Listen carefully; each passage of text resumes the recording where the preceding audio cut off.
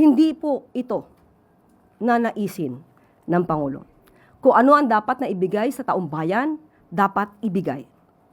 Sa ngayon po ay nagbigay na rin po ng pahayag at nakausap po natin mismo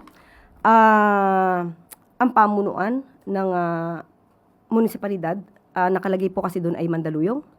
At ainilan po natin kung ano po ang nangyari dito. Dahil sabi po natin, hindi po ito nanaisin ng Pangulo.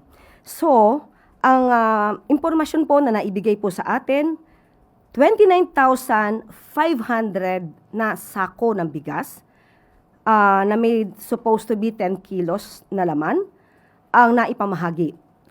Pero approximately or ang estimate more or less 50 na sako ang sinasabing kulang sa kilo.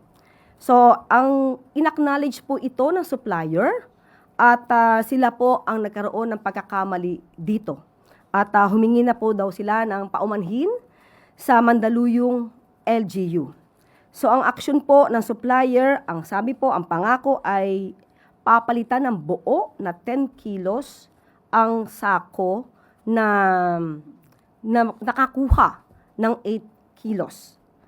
Bibigyan ng additional na 10 kilos na bigas. At hindi na babawiin ang una na ibigay na mga 8 kilos lang.